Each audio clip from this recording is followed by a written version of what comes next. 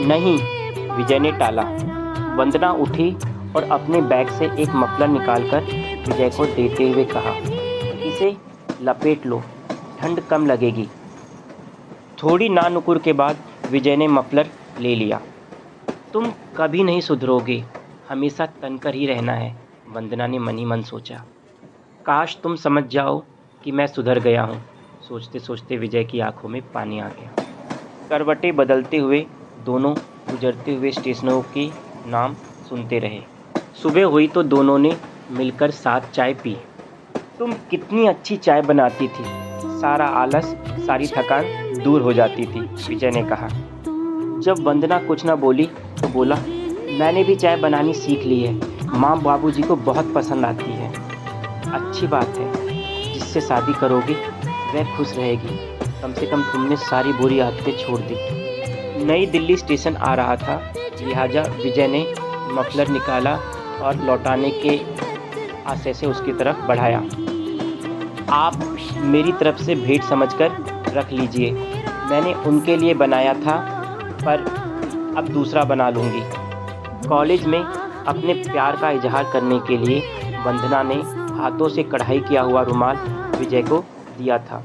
विजय उस रुमाल को आज भी संभाले हुए है। विजय ने अपनी जेब में हाथ डाला और 500 के 4 नोट निकल आए।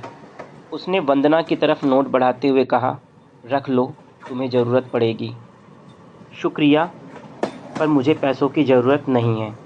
मेरे पास कुछ पैसे पड़े हुए हैं और मेरी सहेली भी स्टेशन पर आ रही है।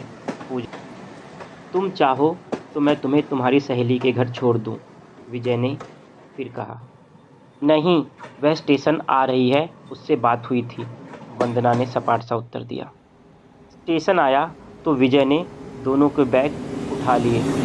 वंदना ने एक बैग उसके हाथ से ले लिया, बोली, मुझे अपना बैग उठाने की आदत पड़ चुकी है। प्लेटफार्म पर वंदना एक कुर्सी पर जाकर बैठ गई। विजय वहीं खड़ा हो गया। इस पर वंदना बोली, आप जाइए, मेरी सहेली को आने में वक्त लगेगा। ढीले ढाले कदमों से विजय प्लेटफार्म की सीढ़ियों पर चढ़ा और स्टेशन के बाहर निकल गया। कुछ देर में वंदना की सहेली आ गई। माफ़ करना, थोड़ी देरी हो गई। यात्रा में कोई दिक्कत तो नहीं हुई और सब कुछ खैरियत से तो है? उसने एक साथ कई सवाल पूछ लिए। कोई दिक्कत नहीं हुई, बस वो मिला था, उसका टिकट कंफर्म नहीं था। वो कौन? मेरा पुराना पति विजय। तूने क्या किया? कुछ नहीं, वो मेरी साथ वाली सीट पर बैठकर दिल्ली आया।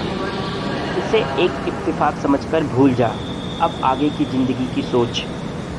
वो बहुत परेशान था, सुधर गया है, उससे कुछ कहना चाहता था पर कह ना पाया। कुत्ते की पूँछ कभी सीधी नहीं होती, वह तेरे भोलेपन से खेलना चाहता है। मेरा दोस्त मदन बहुत अच्छा है, तो उसे मिलेगी तो सब कुछ भूल जाएगी। जब वह जाने लगा तो मेरा मन किया उसे रोक लूं। कहते कहते वंदना की आंखों में आंसू आ गए। ज़िंदगी है कि सुबह देना चाहती है, भूली खुशियों से भर देना चाहती है, और तू है कि रात के दामन को छोड़ना ही नहीं चाहती, उसकी सहेली ने उसके आंसुओं को पोंछते हुए कहा। मूव ऑन वंदना, कहकर वो उसका बैग उठा लेती। अगले दिन सहेली वंदना को अपने मालिक के पास ले जाती है।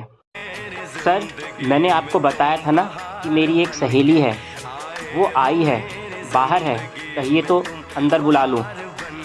हाँ हाँ, क्यों नहीं, विजय ने कहा।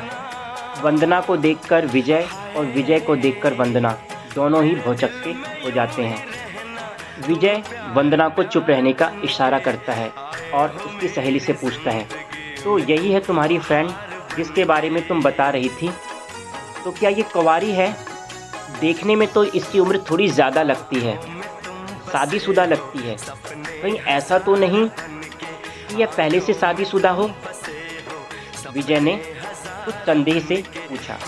नहीं सर, भगवान कसम, सच कहती हूँ, इसकी शादी नहीं हुई है।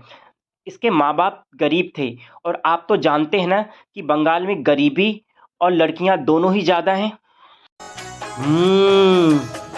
देखने में तो सुंदर है, विजय ने वंदना को ऊपर से नीचे तक देखते हुए कहा और फिर उसकी सहेली से बोला, अच्छा ये बताओ, इसे तो बता रखा है ना कि मैं तलाकशुदा हूँ। जी सर, मैंने सब कुछ बता रखा है, मैं झूठ नहीं बोलती। मैं सोच रहा हूँ तुम्हें नौकरी से निकाल दूँ, विजय ने थोड़ी बनावटी गुस्से से कहा। सर ऐसा क्यों कहते हैं? अगर आपको मेरी सहेली पसंद नहीं आई तो कोई बात नहीं। विजय मुस्कुराया, वंदना मुस्कुराई और वह लड़की हैरान हो गई। अरे बुद्धू, यही तो मेरी पहली पत्नी है, विजय ने जोर देते हुए कहा। सॉरी, मुझे नहीं पता था। पता होता तो मैं इसे क्यों बुलाती। आप मुझे नौकरी से मत निकालिएगा, उसने कहा।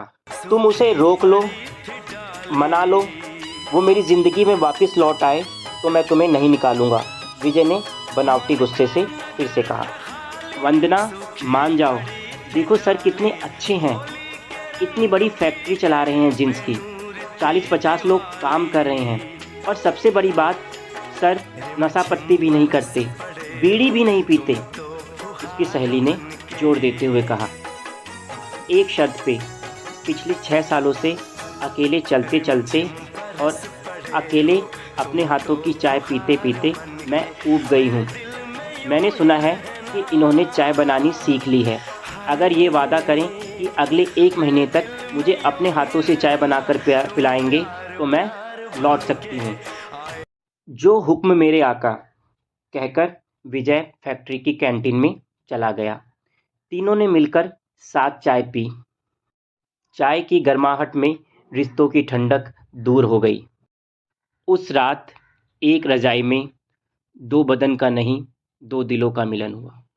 आपको यह कहानी कैसी लगी? कमेंट कर ज़रूर बताएं और चैनल को अपना भरपूर प्यार दें।